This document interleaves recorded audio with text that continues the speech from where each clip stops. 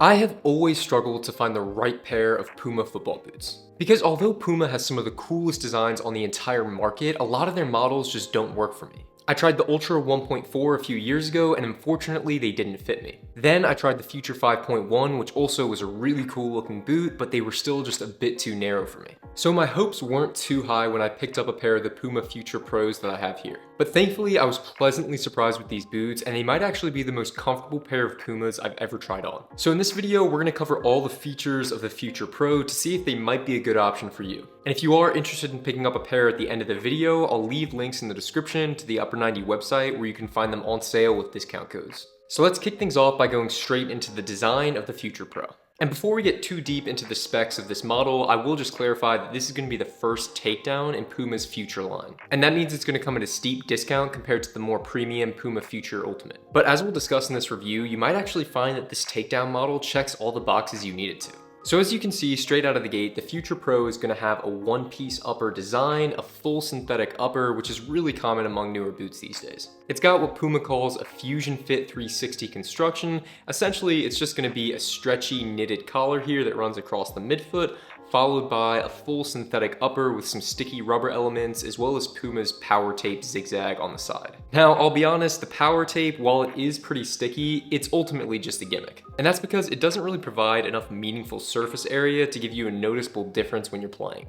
That being said, for what it's worth, I do think it at least looks cool and it adds a little bit to the design. But if you're worried about the lack of traction, don't worry because the upper on the Puma Future still has you covered. And that's because all throughout the upper, especially near the toe box, you're gonna have this concentration of 3D elements here that are gonna be really sticky and provide you a lot of traction on the ball.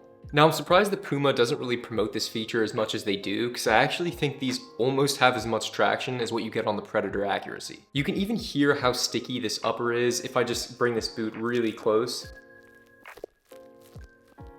Can you hear that? That's basically how sticky that toe box is. So if you're someone who likes to keep the ball really close to your feet, you like that grippy feeling when you're dribbling, or you're a free kick taker and you want something to add more spin, this boot is definitely going to offer those features. And overall, as far as the rest of the upper, it just has a pretty satisfying feel, especially for a takedown boot. It's thin enough that it's going to give you a lot of sensitivity on feet and give you somewhat of a barefoot feel, but it's not as thin as the Ultra Ultimate. It doesn't have that translucent upper. If you've ever worn a boot that has kind of a sock-like knitted upper feel, that's exactly what you're going to get with the Future Pro. And while this lime green here isn't my absolute favorite colorway that they offer, Puma does have a wide variety of styles that you can choose from if you're interested in a different colorway. Then moving on to the back of the boot, we have Puma's Dynamic Motion outsole. Now, if you've seen the sole plate that's been used on the Puma Future Ultimate, you're essentially going to be getting the same sole plate on the Future Pro here, with the exception of a few of the chevron studs being exchanged for conical studs. So instead of a full suite of bladed studs, you're going to have 2 conical studs in the heel, as well as 3 conical studs in the forefoot. So with the addition of some conical studs on this sole plate, you're going to have a little bit more free rotation, but that being said, with how many chevron bladed studs are here, you're definitely going to want to use these on firm ground only. Then the sole plate itself is pretty snappy. You're going to have a little bit of snap towards the toe box here, but it's going to be really stiff around the midfoot and heel area. And definitely as far as takedown boots go, this sole plate is better than most you would see at this price point. And on that note, let's move on to the build quality of the Puma Future Pro, because I think the construction and the materials used in this boot feel really top of the line, considering that this is after all a takedown model. And you can even find it retailing for $100 or less, which is even cheaper than other takedown models from Nike or Adidas. But I think the most important thing to note with the build quality of the Puma Future Pro is that it is nearly identical in the fit, feel, the design to the Ultimate model. Having tried on both models, I literally cannot tell the difference other than aesthetically what you see in the sole plate between the Ultimate model and the Pro model that I have here. Usually with a lot of takedown models, you can find that the upper is going to be a little bit chunkier and the fit isn't quite as close or as comfortable as the more expensive model, but with the Puma Future Pro, that's just not the case.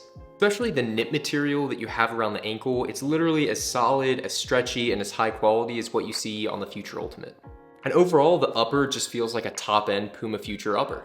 And despite the slightly gimmicky addition of the power tape on the side here, you're still getting a really comfortable and functional one-piece upper football boot. And I can't stress enough, it is just so hard to tell the difference between this and the more expensive model. Next up, let's move on to the fit and the feel.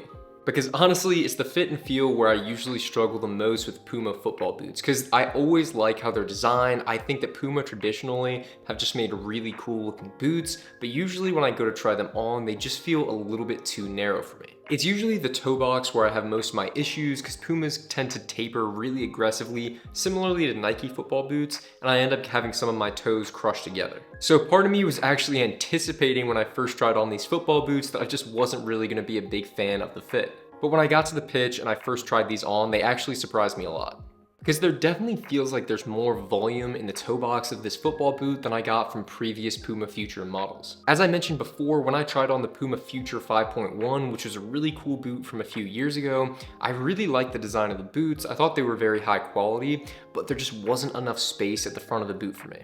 But what I've noticed about this newest line of Puma Futures, both the Ultimate and the Pro version here, is that the upper seems to be a little bit thinner than it used to be. I think because of that thinner upper, you're actually going to get more space throughout the inside of the boot. So despite me having wider feet, I was able to fit in these boots with no issue. That being said, I do still want to note that these aren't necessarily the widest boots you can get. Most offerings from New Balance and Mizuno are going to offer a wider fit. If I were to compare it to the fit of another boot that you may have tried on before, I would say it feels pretty similar to the Predator accuracy. In fact, as far as the biggest competition for the Puma Future, I'd say it's mostly going to be competing with the Predator accuracy from Adidas and the Phantom GX from Nike. You could even throw the New Balance Decalo V4 Pro Low Edition in there as well, because those are all going to be synthetic one-piece upper football boots with these knit collars and these kind of rubber synthetic elements in the toe box and midfoot to give you more grip on the ball. But back to the fit of the Futures here, I thought they were great. They're really snug around the midfoot. That being said, you do still need the lacing system because the elasticated collar is only going to give you so much lockdown. I really felt like I got a perfect amount of lockdown once I tied the laces pretty tight towards the ankle here. You're not going to notice any heel slipping whatsoever. You're also going to get a pretty decent amount of padding in the heel of the boot here, so you're not going to have too many issues with blisters or breaking the boots in the heel. So once I got these on my feet, what were they actually like to play in? Well, honestly, these were a breath of fresh air to me because so often I just don't really feel like I'm playing at my best when I'm wearing Pumas because the fit just isn't always there, but these were great. That being said, the upper was maybe a little bit more sticky than I would normally like. I usually like a more matte finish to the upper of my boots just so the ball doesn't stick to them when I'm dribbling. But this is usually something that you're going to get, especially when the boots are fresh out of the box because the upper is just especially sticky when they're new. But the stickiness is kind of going to be a double-edged sword. Some players may like that because it's going to give you a lot more traction, especially on your curved shots or long balls. The upper is also thin enough that it's going to give you a really barefoot sensation on the ball as well. And thankfully, the upper on this didn't really feel rigid at all, which is something you can sometimes encounter when you're dealing with synthetic football boots, especially with synthetic boots at a lower price point. Essentially, I got the fit that I always wanted out of the Puma Future. It's just a really good sock-like football boot. And I think if you have been a fan of previous Puma Future models, they've definitely improved their design with this one. So to wrap things up, let's talk about value. Because if I'm gonna be real, there are just not a lot of great options out there for $100 football boots. Don't get me wrong, there are some, and we've talked about a lot of the good options at that price point on this channel. But if you're not careful, you can also end up buying a football boot that's just really kind of average or below average. And that's especially gonna be the case when we start looking at takedowns from top-end models. For example, if we look at the Phantom GX Academy, the Vapor 15 Academy, or the X Crazy Fast Point 2 from Adidas, now those aren't necessarily terrible football boots, but they're very, very different compared to the elite models. So although you may be getting a good deal on those boots, you're also just getting a completely different boot. Whereas with the Puma Future Pro, you're actually getting a boot that almost identically resembles the top-end model. And just because of that fact, I think the Puma Future Pro is one of the best value propositions for a takedown boot on the market. I'd say the only takedown model that's on the same level as the Puma Future Pro here would be the Nike Tiempo Legend 10 Pro. But even having said that, the Legend 10 Pro is going to run you maybe about $140, which is still going to be more expensive than the Future Pro.